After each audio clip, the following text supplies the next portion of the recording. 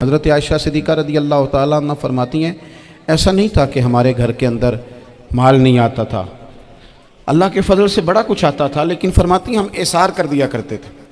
حضور کا مزاج احسار کر دینے کا ہے۔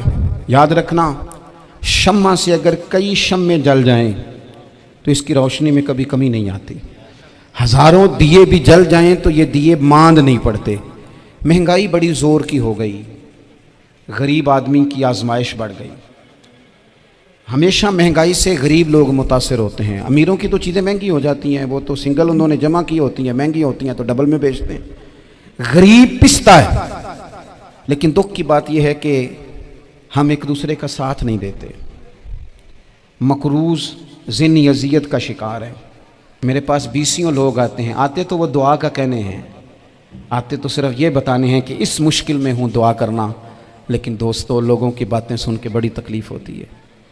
ہم کیا کسی کی مدد کر سکتے ہیں؟ ہمارے لیے تو مدارس چلانے مشکل ہیں، لیکن لوگ اذیت کا شکار ہیں۔ ذہنی کرب کے نیچے لوگ آ گئے، اتنی بڑی اذیتیں کھڑی کر دی گئی ہیں۔ تھوڑا تھوڑا دیکھو، 2 کا کھانا 3 بھی تو کھا ہی سکتے ہیں نا، 3 کا کھانا 4 بھی تو کھا ہی سکتے ہیں نا۔ میرے محبوب نے ہمیں یہ نہیں کہا تھا زیادہ گوشت پکانا، بلکہ رسول پاک نے تو رنگ ہی بڑا سادہ دیا ہے۔ کریم نے فرمایا عائشہ شوربہ ذرا زیادہ کر لو، پڑوسیوں کو بھی سالن دے دیں گے، تھوڑا شوربہ زیادہ کر لو، اسی کو بڑھا لو، تھوڑا شوربہ بڑھا لیں، تھوڑا تھوڑا ایک دوسرے کی مدد کریں، دست شفقت رکھیں۔ گلیوں میں سنسان لوگ، اب تو لوگ ایک دوسرے سے دکھ بھی نہیں کہتے، وہ کہتے ہیں دینا کسی نے ہے کچھ نہیں، اور تماشا الگ سے بن جائے گا۔ دوستو ہم نے خود ایک دوسرے کا ہاتھ بٹانا ہے۔ جو لوگ صاحب ثروت ہیں، دیکھو ایک ہی باپ کی اولاد ہوتی ہے، ایک کو اللہ بڑا نواز دیتا ہے، 2-3 کمزور رہ جاتے ہیں، اس کو چاہیے وہ دوسروں پہ دست شفقت رکھے۔ ایک گلی میں سارے لوگ ایک ہی قبیلے کے، ایک ہی علاقے کے، ایک آگے نکل گیا ہے، اسے چاہیے وہ دوسروں کا خیال کرے۔ عزیز بھائیوں، ہم نے اس کمر توڑ مہنگائی کے دور میں نے جمعے میں امیر لوگوں سے کہا تھا کہ قربانیاں کرنی تو ہے ہی، تو تم تو سارا سال گوشت کھاتے ہو۔ کیا آپ کو بتاؤں کہ ہم اس وطن میں رہتے ہیں جہاں فریج اور فریزر بڑی عید سے پہلے زیادہ بکتے ہیں۔ فریج نہیں لے آؤ، بڑی لے آؤ، چونکہ گوشت سیو کرنا ہے، سارا سال بھی تو ملتا ہے نا امیروں۔ میں نے تو کہا تھا اس گاؤں میں لے جاؤ جہاں قربانی کوئی نہیں کر رہا، ذبح ہی وہاں جا کے کر لو، تھوڑی سی گنجائش بنائیں اپنے دلوں میں۔ یہ ضروری نہیں کہ سامنے والا آپ کا شکریہ بھی ادا کرے۔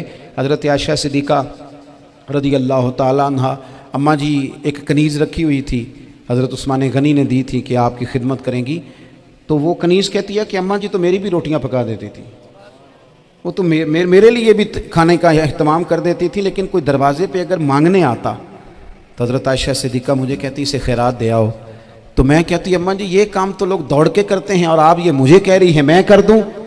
تو حضرت عائشہ فرماتی جب کوئی بندہ کسی کو دیتا ہے تو وہ شکریہ ادا کرتا ہے۔ میں چاہتی ہوں وہ شکریہ بھی تیرا ہی ادا کر جائے، میں نے جو اجر لینا ہے وہ رب کی بارگاہ سے لینا ہے۔ تو میرے بھائی اپنی زندگی میں تھوڑا سا تو دل بڑا کریں، تھوڑی تھوڑی گنجائش پیدا کریں، اور یہ ضروری نہیں کہ اس بندے کا آپ سے بڑا اچھا سلوک ہی ہو، نہ بھی ہو اس غریب کا سلوک اچھا، تو بعض اوقات بندہ غریبی میں تلخ بھی تو ہو ہی جاتا ہے نا۔ بعض اوقات انسان پہ غربت زیادہ آ جائے تو اس کی طبیعت بھی تو، بیمار آدمی سخت بھی تو ہو جاتا ہے۔ تو میری آپ سے یہ گزارش ہے کہ یہ جو دن چل رہے ہیں وہ ہمارے ہاں ہمارے حکمران کہتے ہیں مزید سخت فیصلے کرنے پڑیں گے۔ اور میں نے کہا تمہارے لیے تو آسان ہے، اس لیے کہ تم تو جس دفتر میں بیٹھ کے فیصلہ کرتے ہو اس کی تو بتی کوئی نہیں جاتی، تمہیں کیا پتا ہو، وہاں تو اے سی بھی 1 منٹ کے لیے بند نہیں ہوتا۔ یہ تو اس سے پوچھو باپ سے کہ جو عید سے پہلے اپنی بیوی سے مشورہ کر رہا ہے کہ عید آ گئی ہے، اگر بیٹی کے گھر کپڑے نہ بھیجے تو اس کی ساس باتیں کرے گی۔